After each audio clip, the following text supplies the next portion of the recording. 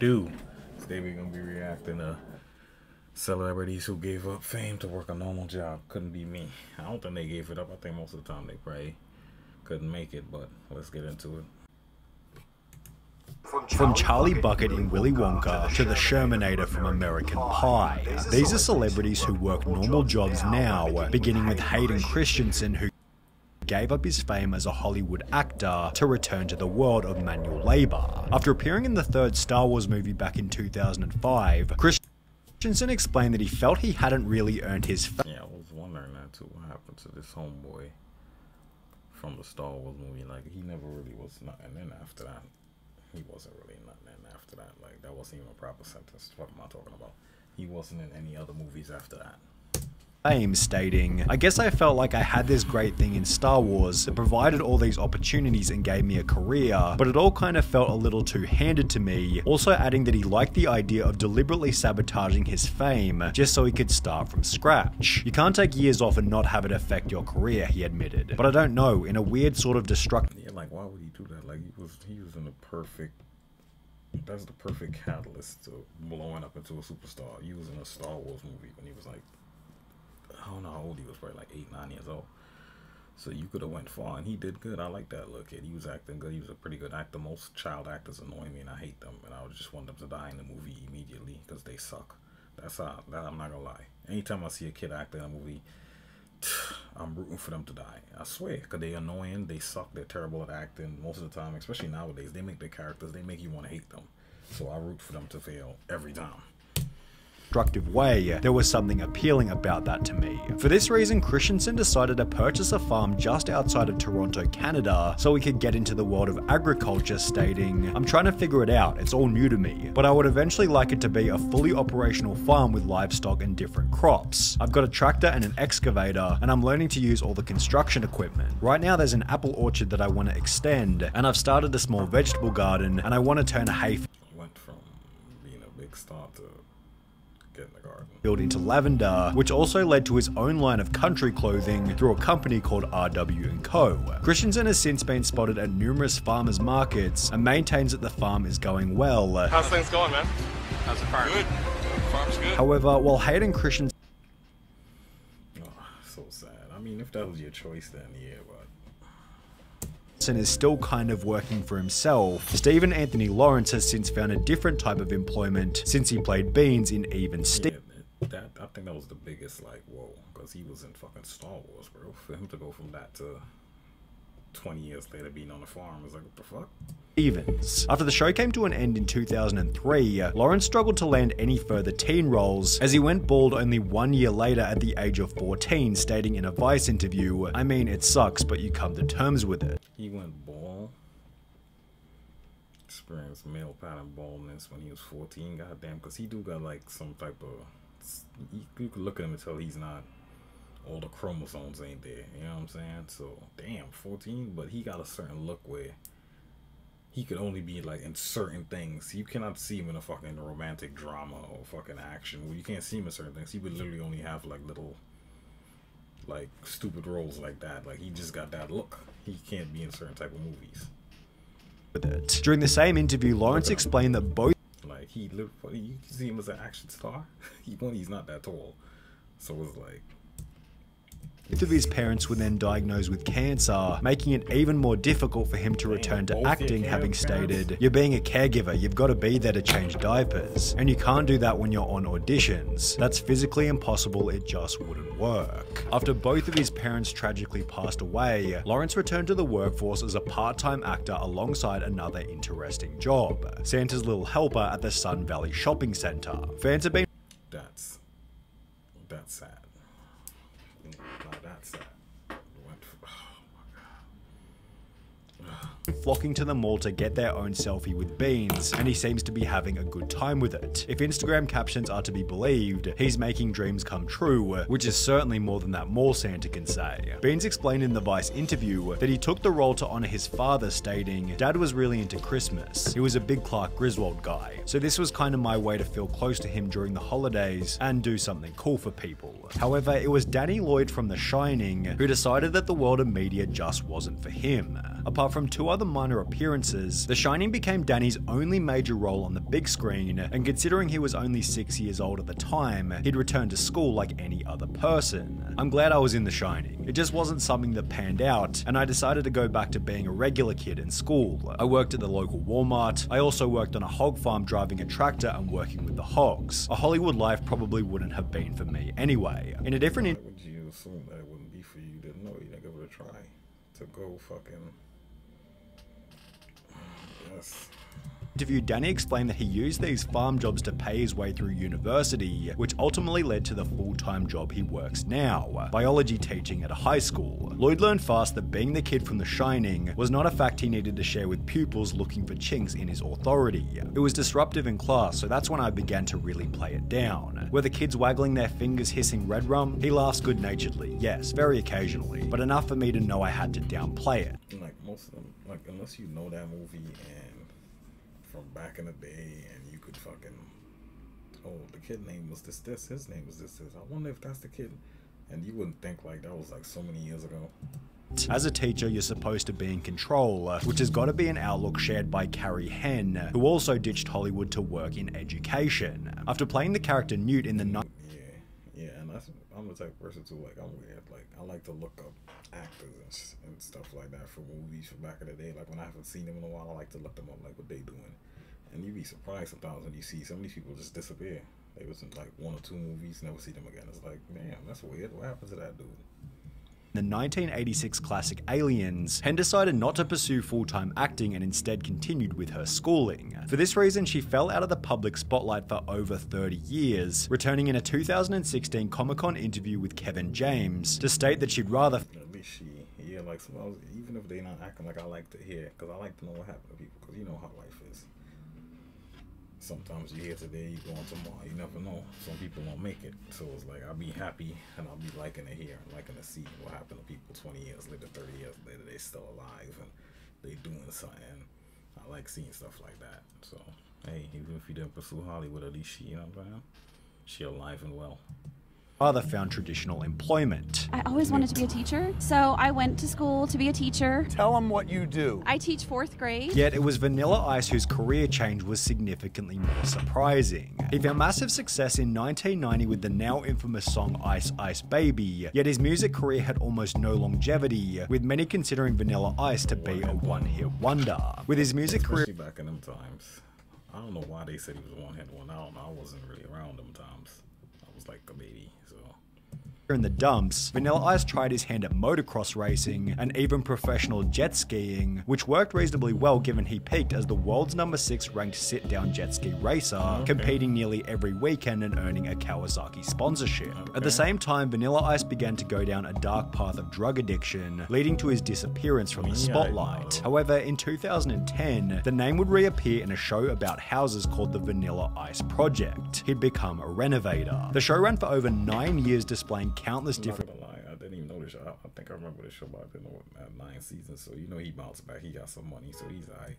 Construction projects, yet this wasn't the only normal job that Vanilla Ice wound up doing. In 2013, an article was published to the website Joe reading, "He's transformed himself from rapper to lighting salesman. We guess when the lights go out on a rapping career, you have to find a way to turn them on again. But by selling lights and lighting designs, really? Mr. Ice currently works for Capital Lighting in Florida and has designed what he calls Vanilla Ice Lighting, a line of chandeliers and wall sconces. Check out this advert for lighting starring Ice himself. And yes, he actually says lights, lights, baby.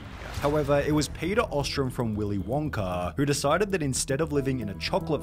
And Vanilla Ice was, he'd be get a movie role here and there. Last time I remember, he probably wasn't something recent, but last time I remember him being in something was Damn Him 2012. And that was, That's My Boy with Adam Sandler.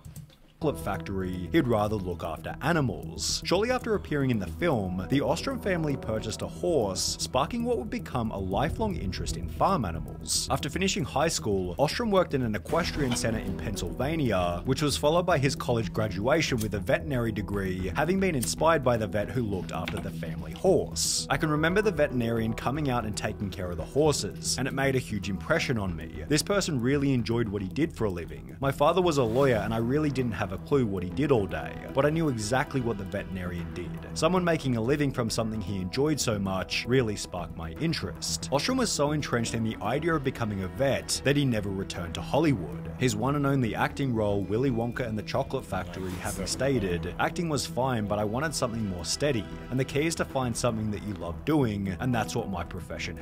Yeah, it's like you doing something you love doing, but saying acting is not.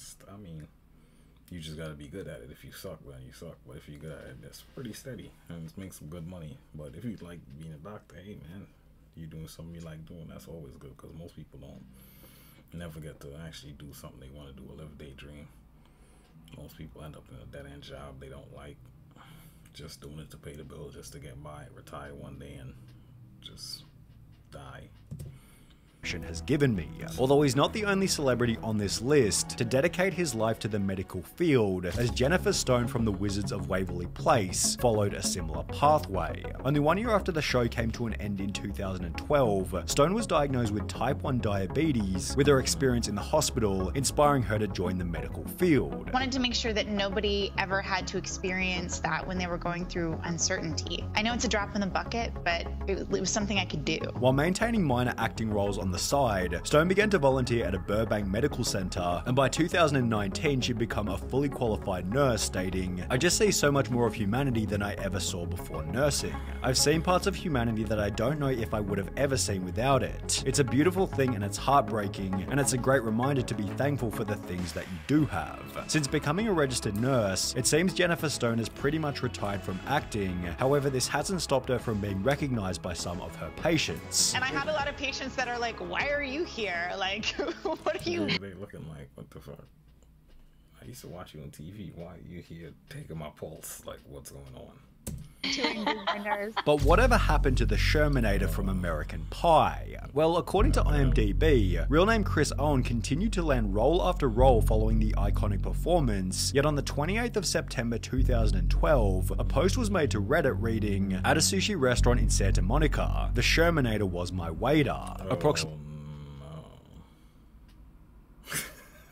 No.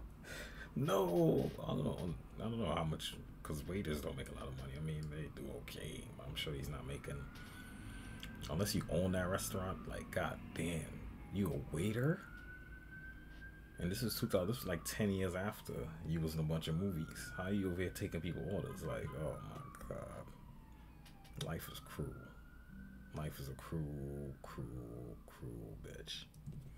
Approximately 1 year later, additional photos were sent to the Radar website, with the sender stating it was kind of funny watching the Shermanator serve at a sushi restaurant. It was also sort of sad to see how quickly and easily an actor can fall from fame. No one in the restaurant even seemed to recognize him. That's crazy. That's crazy. Interviewed by the Daily News 3 years later, Owen stated, "Life doesn't always go the way you planned. I love acting and this job lets me stay in the fight. I get recognized a lot," he says. "I walk up to the table and see the look in their eyes. People get excited and it feels good. I like connecting with people for that brief moment in time," although in December 2018, it seemed Chris Owen recognized that he'd need a long-term career path, as he'd make a post to his Instagram stating that he joined a property company called Compass, with his following post showing that he'd become a real estate agent. But while Chris Owen took these positions out of necessity, it was Susan... You do gotta do what you gotta do. I mean, if you got bills to pay and the money ain't coming in, you gotta do what you gotta do. It's just like, bro, you was in mad movies. What happened? Damn, in high school, you was the man, homie. What the fuck happened to you? Boyle, who got a day job just so she could return to being a normal person. Despite having a net worth of over $40 million, Susan has often been commended for living an extremely humble life, having raised over £42 million for charity whilst continuing to live in her childhood home. However, Susan Boyle's desire for normality was best highlighted in an article from June 2014 titled, "Millionaire Susan Boyle applies for a £6 an hour cashier job in her local bookmakers," with the article reading, "The 52-year-old singer is reported to have applied for a minimum wage £6 an hour cashier's job after spotting a job advert in the window of her local bookmakers, Ladbrokes. Upon reading the advert on Thursday afternoon, Susan entered the premises and spent around 5 minutes talking to the shop's deputy manager David Kaur, 28, about the role. Susan Boyle walked into the shop and inquired about the job advertised in our window. We were all in shock. Obviously she doesn't need the money, so I think she saw it as a way of getting her..." Yeah, sometimes people this is like understandable. This is like older people who just won't retire. Sometimes you just want to do something so you can feel needed and something to get up to and do every day. And she don't need the money, so she just want to like be around people, interact with people. Her out of her house and taking her mind off things, with the article also implying that it'd be a good way for her to reintegrate with the local community.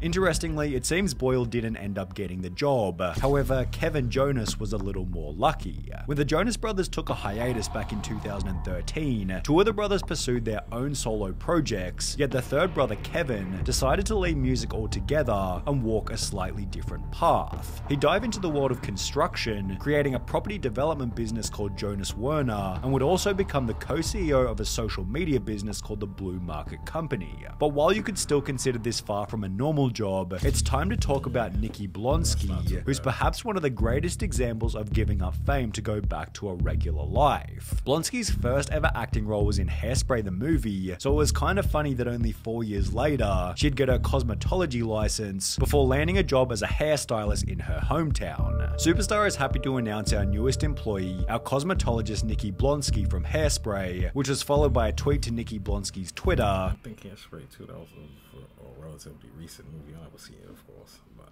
I think I heard about it. I think it came out recently. She like, man, fuck that. Confirming her new part-time position.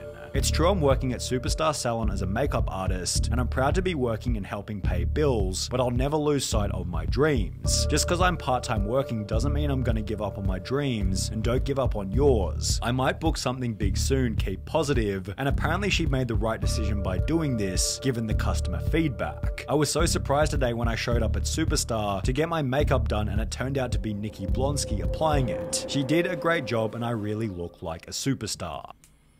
Yeah, that's the end of the video right there. Like and subscribe. I'll be back to y'all with another one. Let's go.